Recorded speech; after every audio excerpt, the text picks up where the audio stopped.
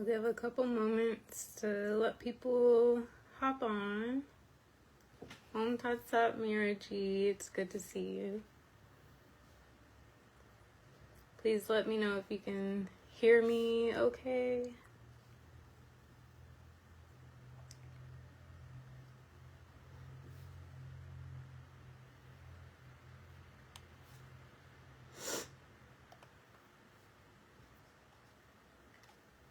Make sure everything works.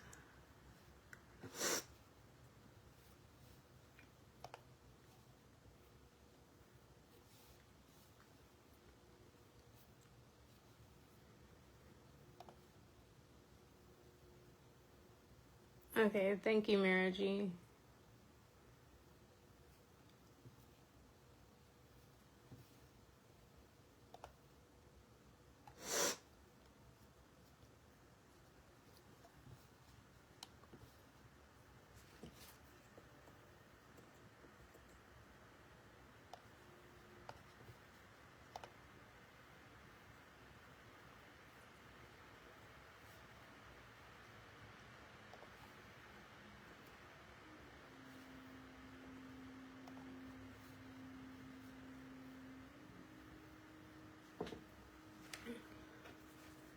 Om Tat Sat, Eshaji, divine blessings, everyone. Welcome to Yoga Vasistha. I hope everyone is doing well and staying warm, healthy, and safe.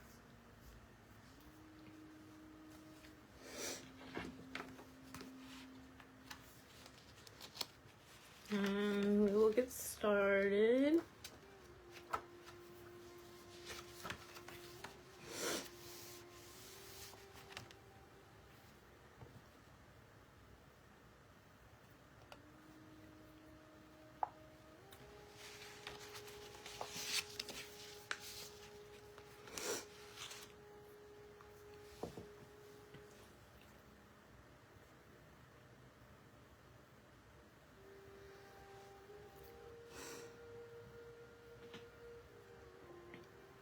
Yes, Miraji, I'm doing okay.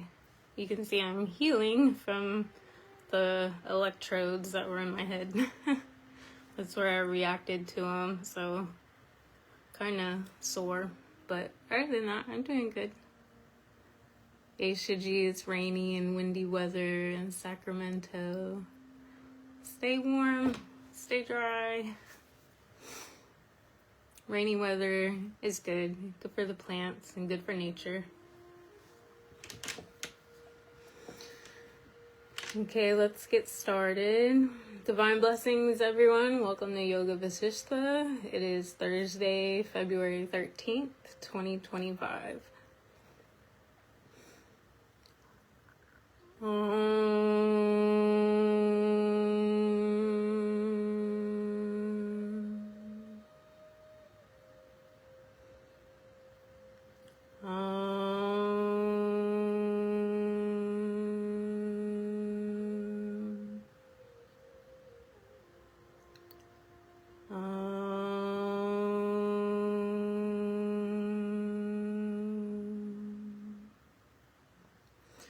Brahmanandam Paramasukadam Kevalam Jnanamurtim Dvandvatitam Gagana Sadrisham Tattvamasya Dilaksham Ekam Nityam Vimalamachalam Sarvadi Sakshi Bhutam Bhavatitam Traguna-rahitam Sadgurum Tam Namami.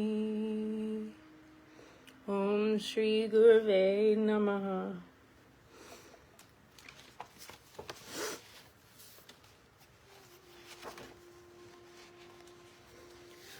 Jai Ganesha, Jai Ganesha, Jai Ganesha, Pahimam. Shri Ganesha, Shri Ganesha, Shri Ganesha, Rakshamam.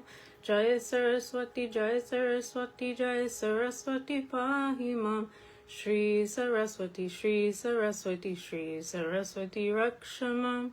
Jaya Shri Lakshmi, Jaya Shri Lakshmi, Jaya Shri Lakshmi Pahimam. Jaya Shri Lakshmi, Jaya Shri Lakshmi, Jaya Shri Lakshmi Rakshamam. Jaya Guru Shiva Guru Hari Guru Ram. Jagadguru Paramaguru Sadguru Sham. Adi Guru Advait Guru Ananda Guru Om. Chidaguru Chidgana Guru Chinmaya Guru Om. Om Tat Sat, Om Tat Sat, Om Tat Sat, Om. Om Shanti, Om Shanti, Om Shanti, Om. Om Tat Sat.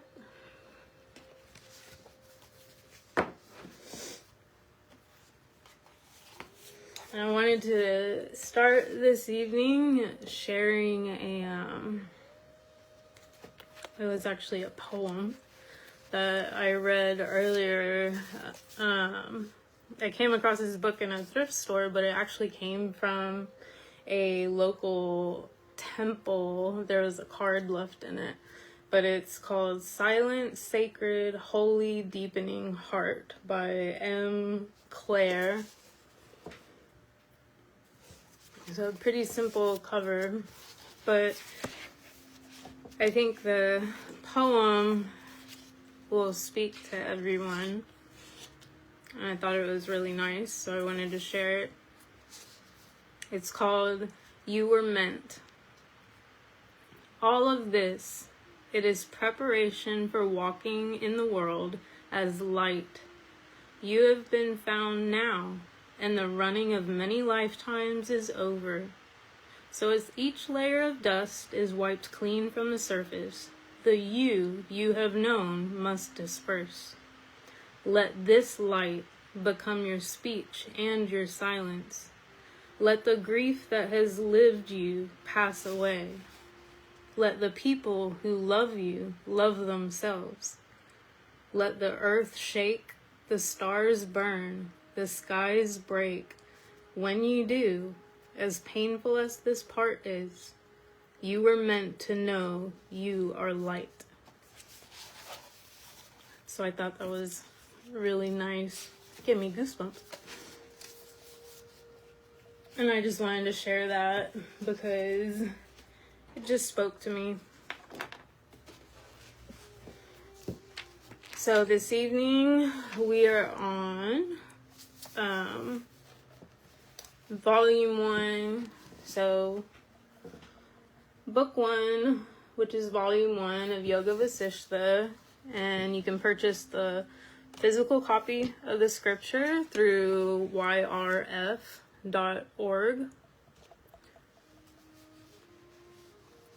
And section 2 is Sage Vishwamitra requests Sage Vasistha to instruct Sri Ramachandra.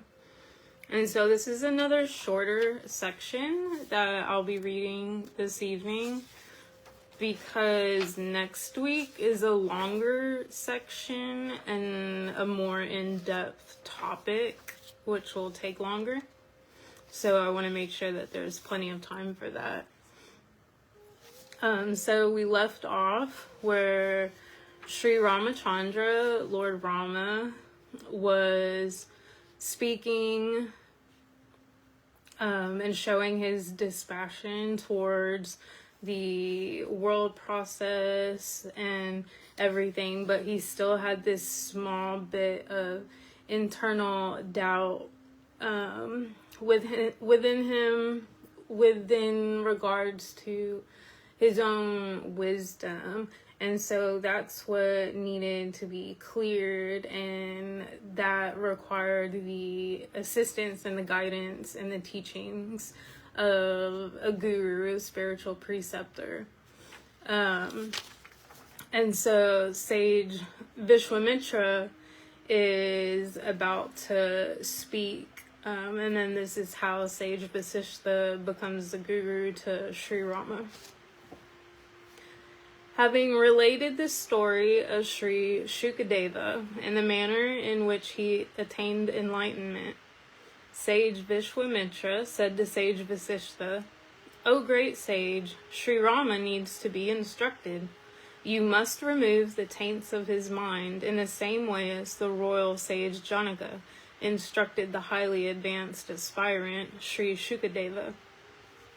And so the story last week was Sri Shukadeva was a very highly advanced aspirant that was very similar to Lord Rama, and he had really high dispassion, which is one of the requirements of an advanced aspirant, is that really deep vairagya. But he too also had this small doubt in his mind of his own wisdom, and it's kind of that self-confidence, that trusting your own revelations. And so right now, Sage Vishwamitra is asking Sage, or instructing Sage Vasistha, to teach Sri Rama in the way that he did with Sage Janaka, which when that last bit was removed from his mind, that last bit of doubt, that taint of the mind, is what led to his liberation, his self-enlightenment.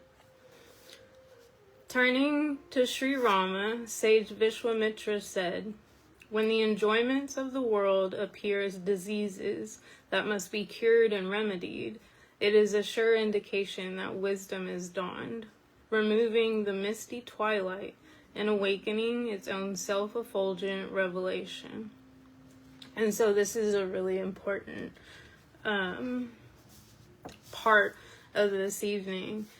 And so the enjoyments of the world appearing as diseases, this actually reminds me of how Sri Swamiji Sivananda talked about our attachments and worldly enjoyments. He actually talks about them as diseases and also as poisons. And so when you think of a poison, you're going to avoid it. You're not going to intake it. You're not going to involve yourself with it. And so when we think of enjoyments of the world as diseases that must be cured and remedied, that would mean like our attachments and addictions to worldly things. Just if you think of any kind of worldly objects where one might be attached to shopping, like a shopping addiction, or gambling, or even food, basically anything in too much of a quantity, and then whatever that is, it kind of takes over the mind and controls your thoughts. And so when you think of it like a disease that must be cured and remedied, then you have to go through the process of like taking a cure or a remedy.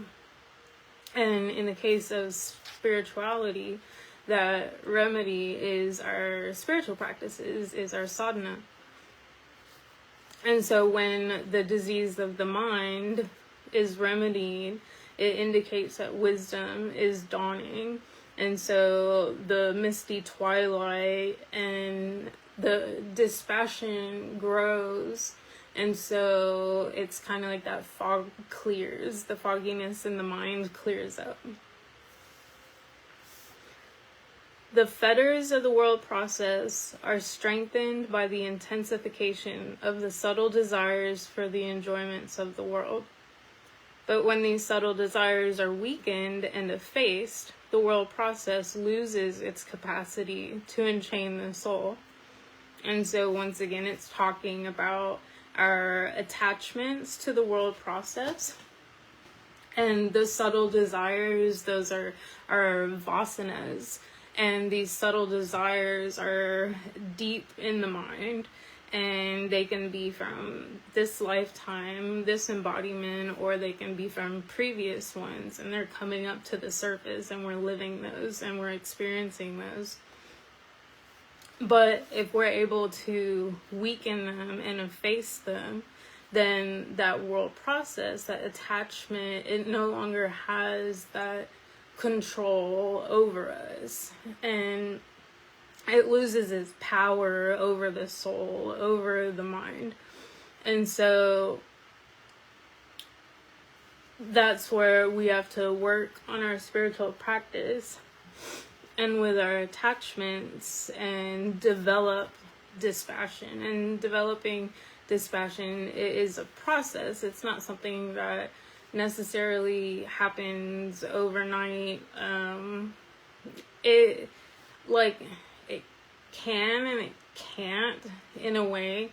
You can become aware of all your attachments, but actually working through the attachments, that's where a lot of the process is, because we have attachments, we have subtle desires, and they come up to the surface. And when they come up to the surface, that's where it's important on what we do and how we address them.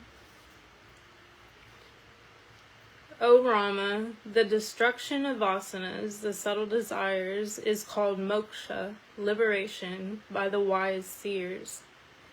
To the extent that these vasanas are attenuated or thinned out, one experiences increasing freedom and fulfillment. And so, like I was saying, with thinning them out and they come to the surface and you can work through them. Everyone has them and they have to be burned up, so to say. And so all these subtle desires like name, fame, money, wealth, addictions, even like small things, even like attention from others, approval from others, anything that is basically like, it involves ego, and it's the lower self, it's not the higher self.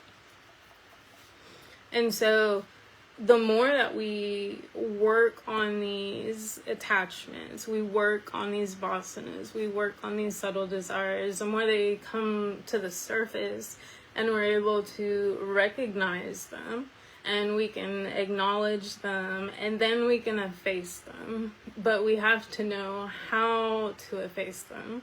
And so, for an example,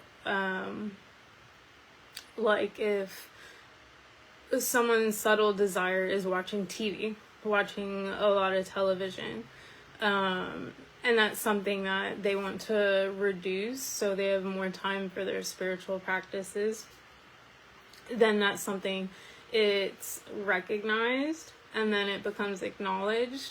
And then in the practical sense, you can come up with a plan of like how you're going to approach this vasana. How are you going to handle it when these feelings of you just want to lounge around and you want to watch TV, or you want to watch movies all day?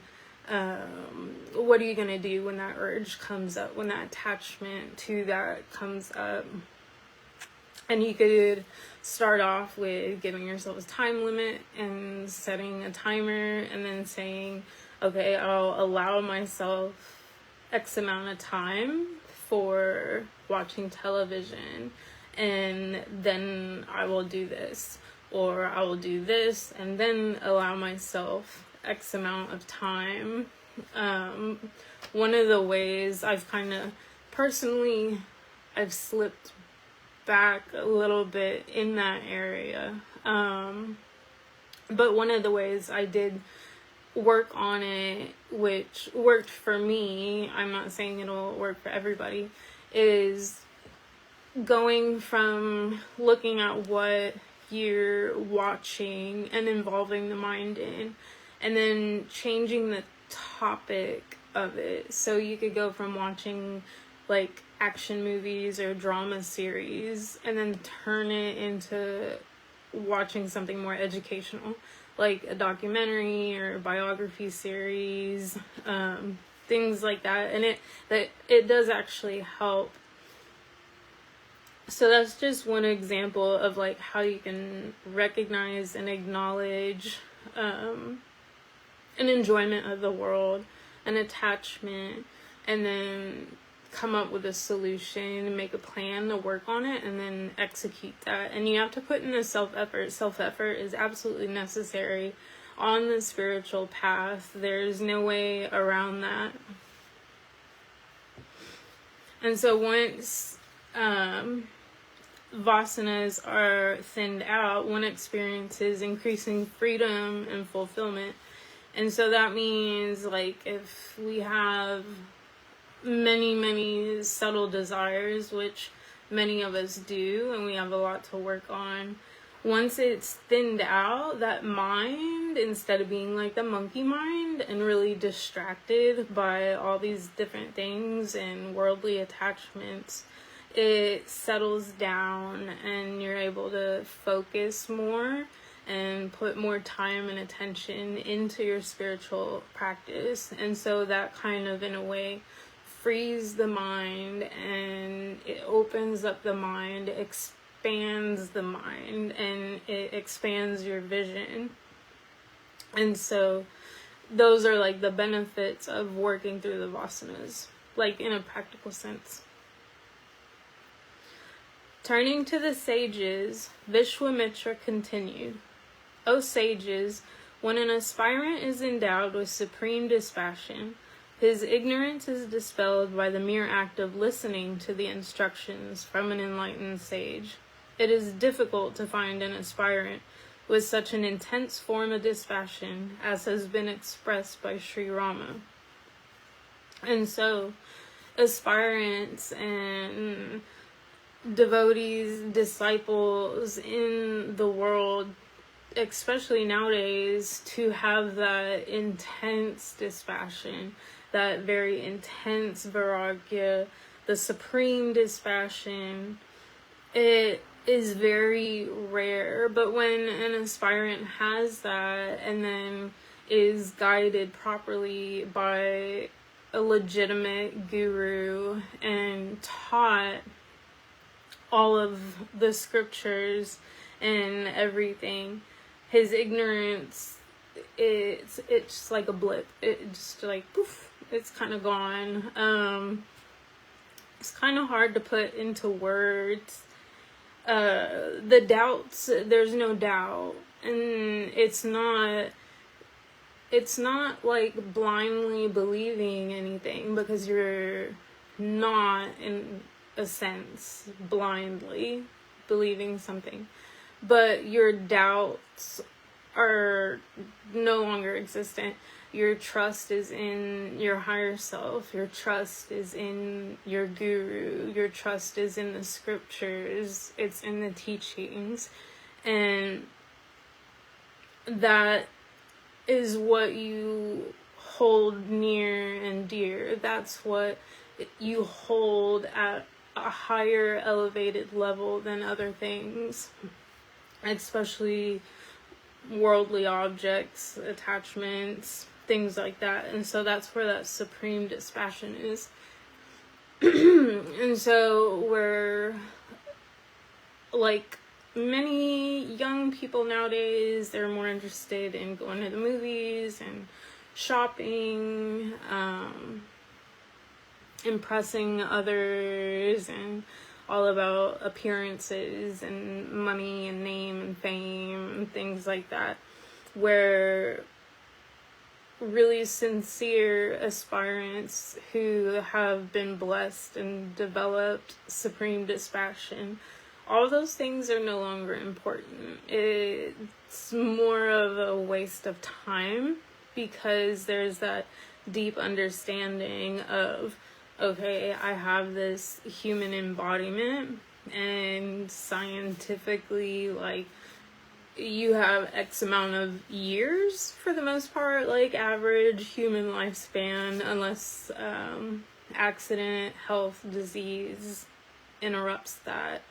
And so you feel that, not like a rush, but more of an urgency to liberate the soul and mind while you're in human embodiment, while you're still here, because you understand that it's such a small time that you have and you don't want to waste it.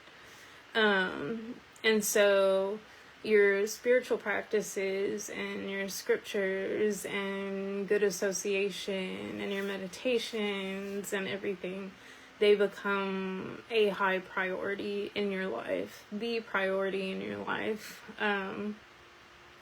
because that's what this human embodiment is for. It is for connecting with God, self-realization, liberating the soul while in human embodiment. And so having that intense form of dispassion is what Sri Rama is going through and what he's expressing to the other sages in the court. Just as vines do not grow in a desert, so spiritual knowledge does not grow in a mind that is overpowered by the impressions of attachment and passion. Sri Rama has attained Vairagya by the force of his reflections. He needs to listen to the teachings of Vedanta from the lips of his guru. And so this is really, it's a lot of information in a really small segment. So when you think of vines and what's necessary for vines to grow, they need to be nourished, they need to have good soil, they need water, they need sunlight, things like that. So in the practical, scientific sense of what they need to grow. But in the middle of the desert, they're not going to have those things. And so that's similar to how our mind is, where the spiritual knowledge isn't going to grow in our mind. It's not going to blossom. It's not going to bloom unless we have that soil and the nourishment and water and sunlight and things like that. And so you can think of like the nutrients of the soil and water and sunlight could be our reflection. It could be our spiritual practices, good association. So basically anything that is supportive of our spiritual journey. And so those things are going to help grow our spiritual knowledge compared to if they're overpowered by attachment and passion. And so attachment and passion is more going to drown out and strangle out the spiritual knowledge. And so Sri Rama has attained Vairagya by the force of his reflections.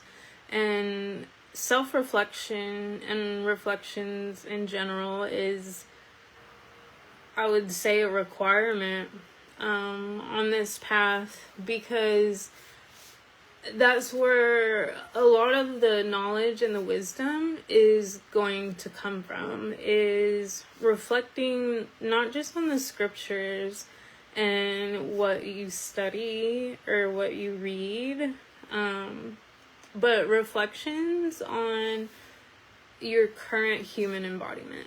And so the reflections on how your life has gone and the environments that you've been in, the choices that you have made, or events that you have gone through that have had an impact on your life.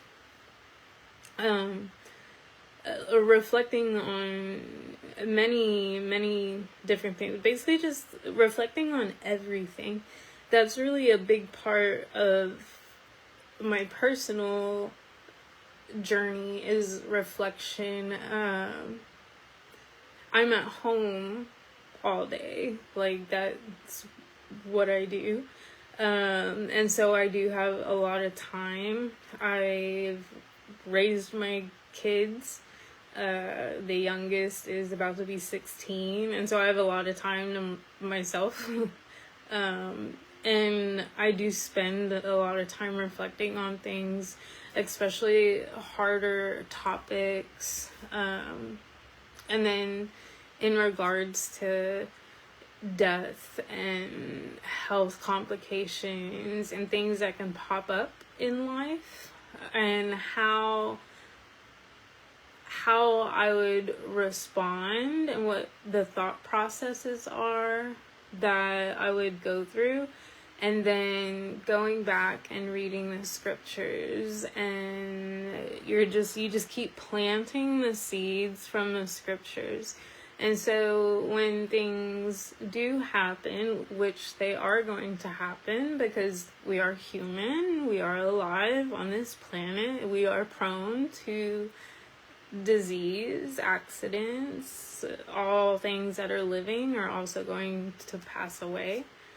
And so reflecting on this helps, and it helps support the journey, and it helps to thin out the ignorance. And I'm not in any way being disrespectful whatsoever. It's just the only way I can think of wording it is kind of like, our ignorance is kind of like living with rose-colored glasses. So most people will spend the whole lifetime not thinking of these things, and like they would call someone like that negative Nancy, or you're being really negative, but you're not really. You're just kind of, you always hope for the best, but you also think of the other side of things. And so personally, to me, that's just being really practical and realistic. And so this kind of helps with the attachments, and it thins out the ignorance so you can see things in a different light. And so when they pop up in life, it's easier to handle them, and it's easier to address them.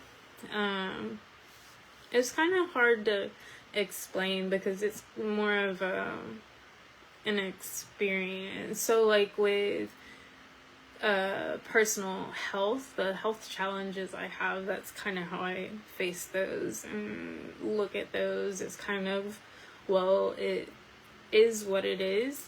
As long as I put in the self-effort that I need to be doing, then that is all I can do. And I'm not going to dwell on it, but I'm also not going to lie to myself about things. And so I think more realistically about it. One's face reflects clearly in a mirror that is wiped clean of all dust particles. In the same way, the divine self reflects clearly in the purified mirror of a mind that has been freed from the dust particles of worldly desires. And this is like how Guruji would teach. In some of his teachings on YouTube, he explained this.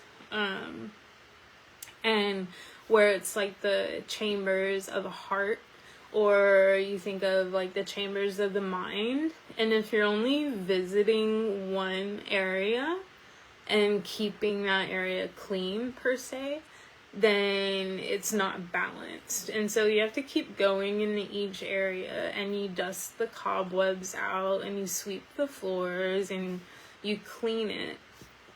And you can also think of just a dirty mirror. And so when a mirror is all dirty, the reflection is blurred. It's not clear, and you're not going to see things accurately.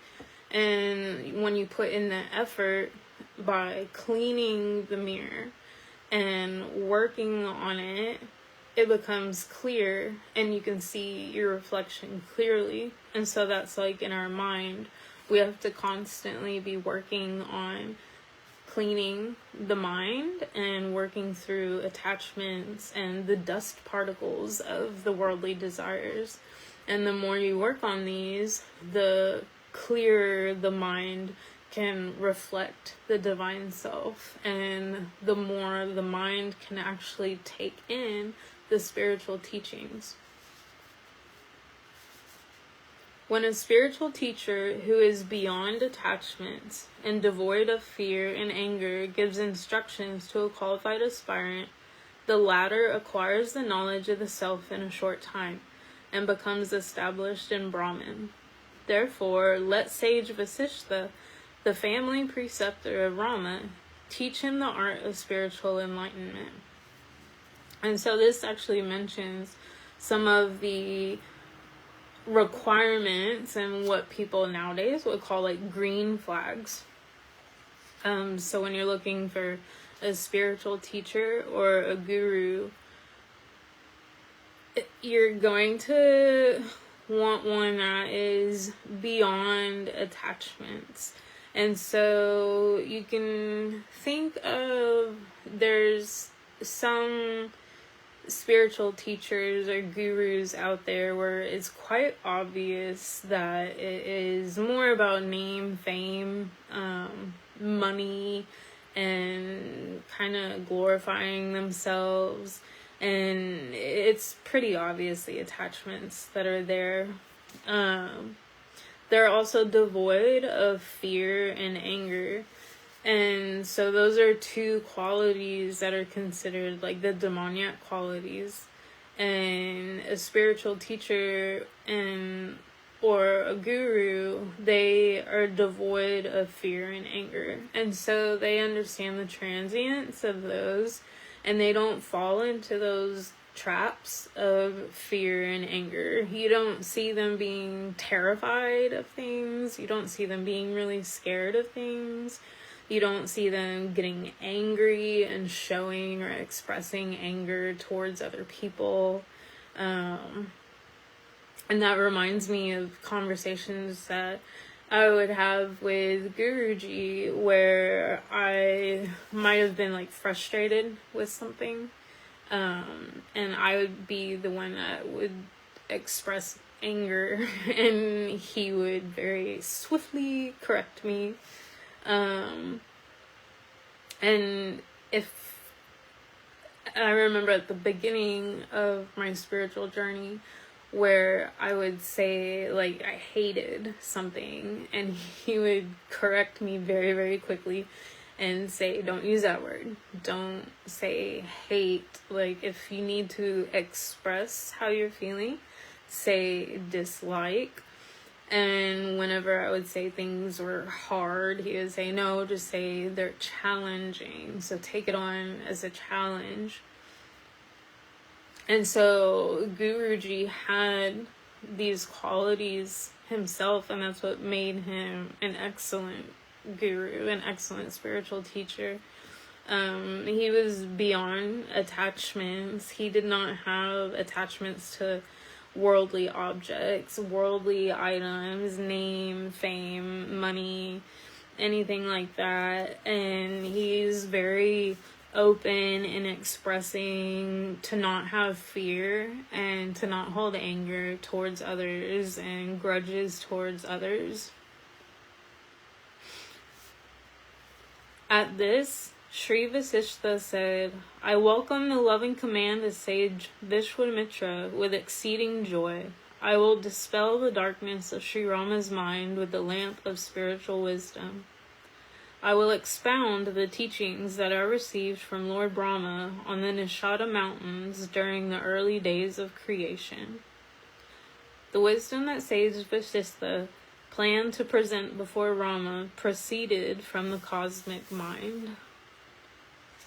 And so Sri Vasistha is agreeing to take on the role of guiding and teaching and being the guru to Sri Rama, to Lord Rama. And he was the family preceptor. And so that's the end of the section 2, where it was short. It's short, but it has a lot of practical information. So some of the things that were covered, I have some notes.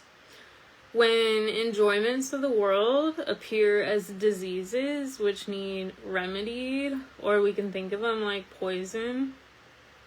And so when we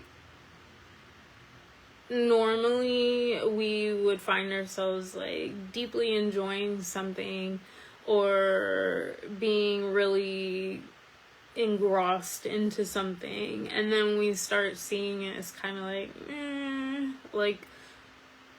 like a waste of time, or it's not so enjoyable anymore because of what you have experienced and what you've learned in your spiritual journey. That can indicate that the wisdom is dawning, and so you're starting to realize the transient nature of the worldly objects and the essencelessness of these objects, which is what we covered several weeks back.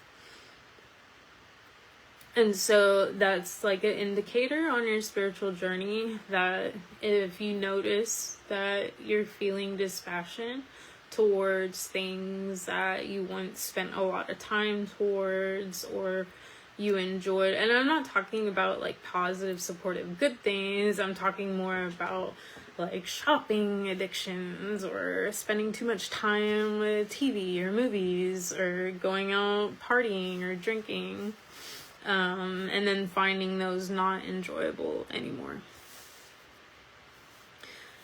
So the fetters of the world process are strengthened by the subtle desires or vasanas, which need to be rooted out. So how do we root out these subtle desires that we have in the current embodiment and that also come from prior embodiments?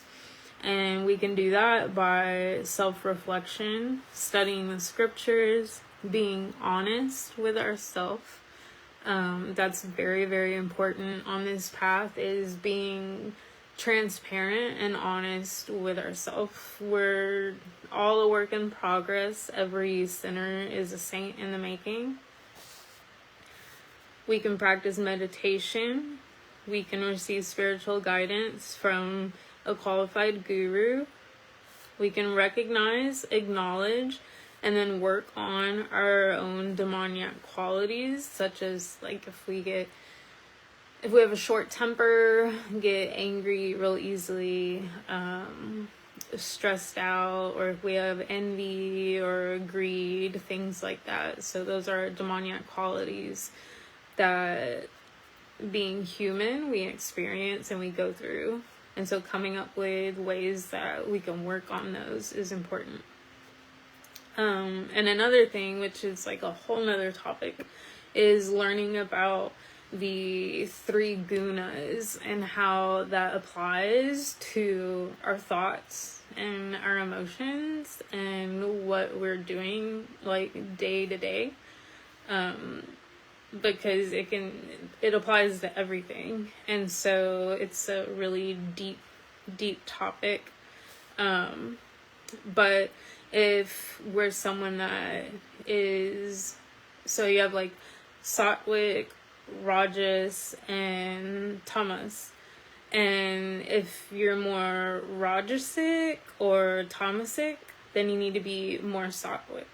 And so being able to gauge your kind of like your existence, gauging your thoughts, your emotions. And so for an example, for myself today, I felt more tamasic, and so that would mean I felt more kind of like dull.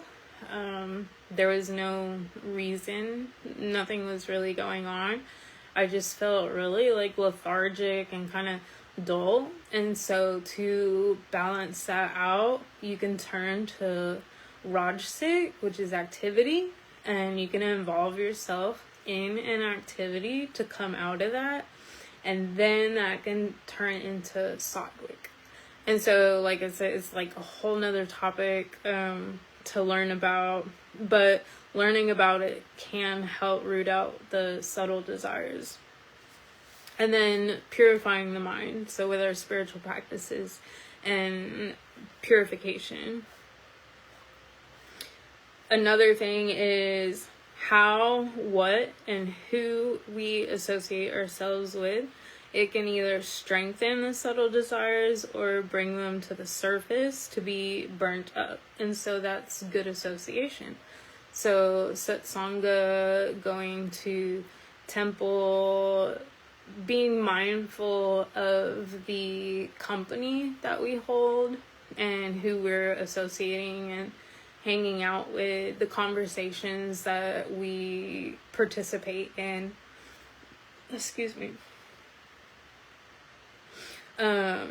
The activities that we're doing, the thoughts that we're having, so those can all apply, and all these things can either strengthen those subtle desires and deepen them and make them harder to break and weaken, or what we're involved in and what we're doing can actually thin them out and burn them up.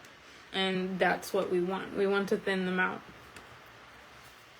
And so the more that we thin out or weaken the subtle desires, the vasanas, and our attachments to worldly objects in the world process, the more freedom and fulfillment in life that we will experience, because the mind will be more free from these things. And so you go from Rajasic or Tamasic to more Sattvic, and that is like the goal is to be more Sattvic, more pure. And so those are things to think about and reflect on with tonight's teachings. Is what are some ways that maybe in your personal life, with your personal journey, what are things you can switch up, or what are things that you can do to support your journey? Everyone's journey is different. Everyone has different times to do things that are available resources, etc. So no path is going to be the same. Mine's very different from all of y'all's, and all of y'all's is different from each other. Everyone's is different, but we can still support each other on this journey, and talk about these things and help each other. So yeah, maybe a little bit of homework for the week is to think about these things, reflect on them, and see, kind of gauge where you're at with your personal journey. And I want to close out with, I have this prayer book from Swami Sivananda, and you can get this prayer book from the Divine Life Society bookshop over in India. And it's called the Prayer from the Bhagavata. And it says, "Obeisance to the Adorable One, who endows all beings with consciousness, who is the soul of the universe, who constitutes the germ of the universe, and who is the Supreme Lord. Let us meditate upon him. I take refuge in that self-created one, in whom is established this universe, from whom it had sprung, by whom it had been created, and who himself constitutes it, and who is distinct from cause and effect. Salutations unto the highest Lord, unto Brahman, unto him of infinite power, who is without form, yet with countless forms, and unto him of wondrous works. Salutations unto him, who is the light and guide of the soul. He is the witness and Paramatma. Salutations unto the being who is beyond all speech, nay, even beyond the reach of mind and the heart. Salutations unto him who is ever peaceful, who is terrific, who is devoid of the senses, who acts in accordance with principles, who is without difference, who is even-natured, who has profound intelligence. Salutations unto thee, who art the supreme soul, knower of the field, who presides over all, the witness, the great Purusha, the origin of all souls, and the source of Prakriti herself. Salutations unto thee, who art the cause of all, who art thyself the causeless, who doth constitute the wondrous cause of all creation, who art the Vedas and the Agmas, the mighty ocean, the bestower of emancipation, and the great refuge of all creatures. Salutations unto thee, who severest the halter of ignorance of such humble, devoted refugees like me, who art the source of emancipation, the fountainhead of unlimited mercy, who art never idle, who as the inner soul seated within the hearts of all beings, directs their thoughts and actions in accordance with the karmic law. Salutations unto thee, the vigor of those three divine forces is irresistible, who doth manifest himself in the form of the objects of sense, the protector of the refugees, of transcendental glory or power, whose way is unattained by those who are bent upon the enjoyment of mundane pleasures. I bow down unto that adorable being, who is difficult of realization, I, who am not aware of the real nature of my soul, being affected with the energy of his illusion.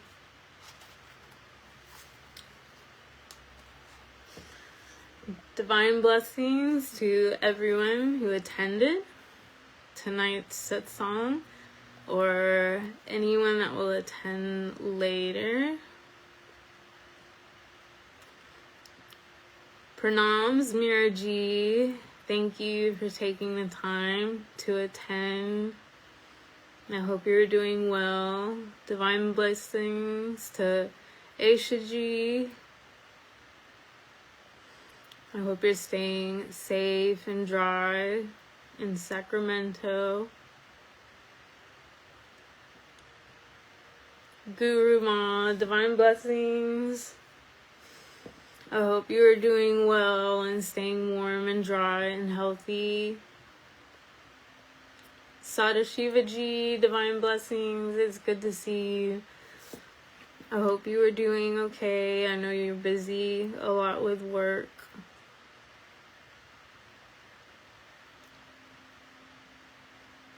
Shobna Ji, Om Tat Sat, divine blessings.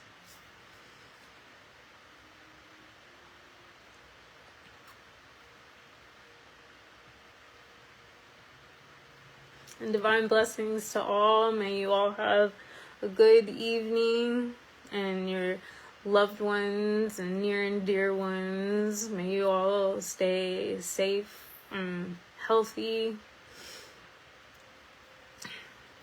And divine blessings, and I hope everyone has a good evening. Jai Gurudev. Om Tat Sat. Om Tat Sat.